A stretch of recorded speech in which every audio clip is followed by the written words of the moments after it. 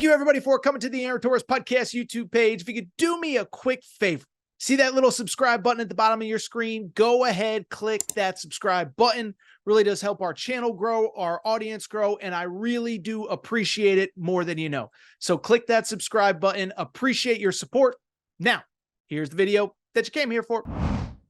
One of the craziest recruiting weekends that I can ever remember. Okay, so you know how in football, like everything builds around that June recruiting weekend. Like I think Texas A&M had like the barbecue and, you know, Big A Day and Big Cat weekend at Auburn.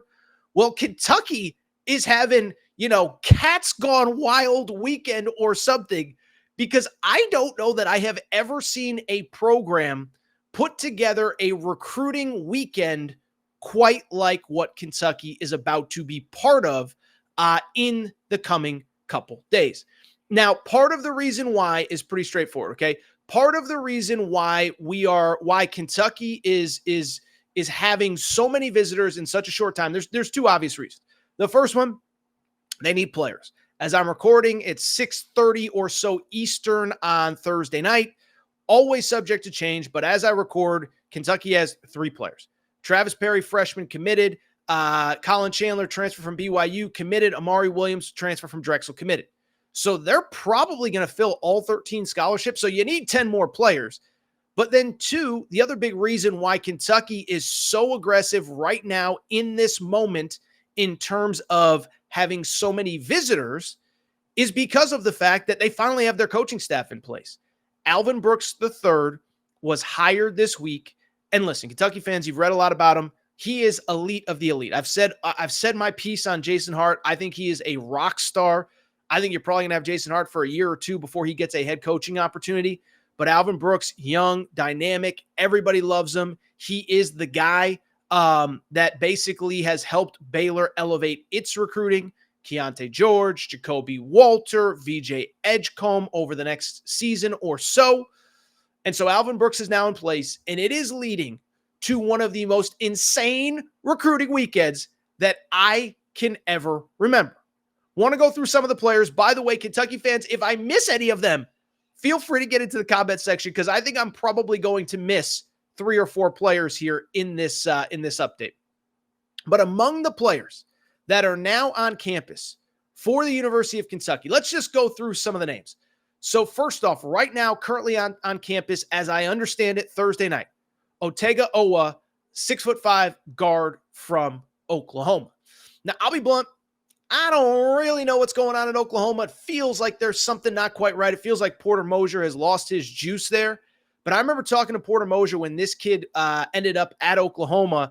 And, you know, it was a formal interview. It wasn't like, hey, you know, busting chops or whatever. But he's like, we think this kid has NBA upside.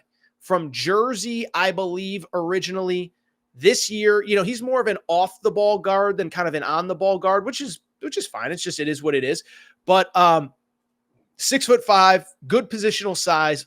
This year averaged 11.5 points, 4 boards, and 37% shooting from 3.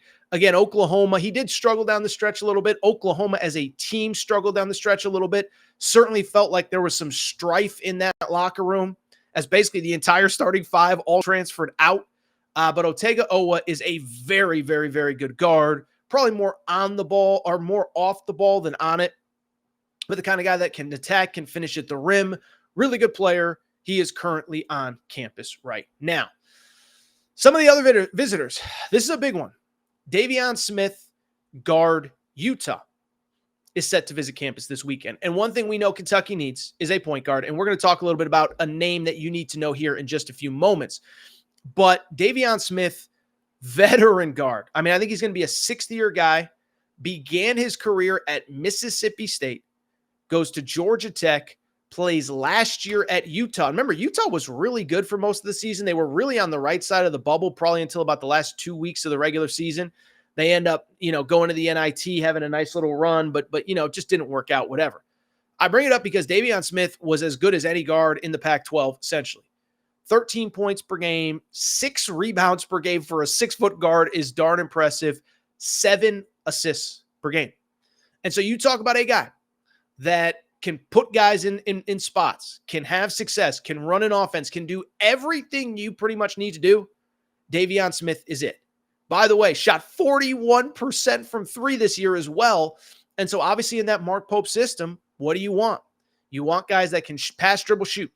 He can do all of them. He gets others involved, and that shooting stroke has come along. He was not a great shooter historically in his career, but it has been much better over the last season or so. Really good guard, a little bit undersized, needs the ball in his hands. I don't think he's the kind of guy that you play off the ball. You got to have him on the ball. Not super big. Doesn't really matter. Really good player, is set to visit this weekend. Speaking of visitors this weekend, Andrew Carr, 6'8", played at Wake Forest this year. 6'8" wing, really talented player. Surprise, surprise. By the way, every guy Kentucky brings in is going to be a talented player. I don't think you need me to tell you, okay? But played at Wake Forest. And listen, Steve Forbes, really good coach who really puts his guys in position to succeed. He has had 2 or 3 of these big wing guys, and they all have success. Jake LaRavia was a guy that nobody had ever heard of that ended up getting drafted in that Wake Forest system. They just found their replacement for Andrew Carr, by the way, in Omaha Ballou, former McDonald's All-American from Iowa State. But Andrew Carr, 6'8", 13 points, 6.5 rebounds a game, 37% shooting from three. Again, perfect fit for Mark Pope's system. Really good player, veteran player, 1 year of eligibility left. There is a reason that everybody wants that guy. And I think it'll be interesting to see how it all plays out over the course of this weekend. Worth noting, he is taking 3 visits this week. Texas Tech early, Kentucky, and Wake Forest, or Villanova, excuse me. One thing I will say, this isn't a knock. It's just a reality. Texas Tech is among the most aggressive programs, as I understand it, in NIL. They're willing to pay. Texas Tech is going to be a factor in all of these recruitments.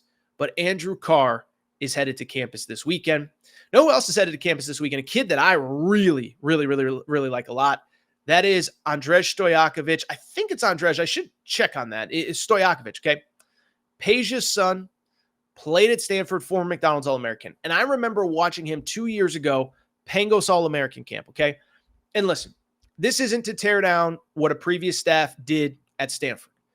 But Stanford struggled on the court. Their players are all in demand. Cannon Carlisle goes to Indiana. The big guy, Renaud, he came back because I think he was set to graduate, wants to get that Stanford degree. Brandon Angel is headed to Oregon.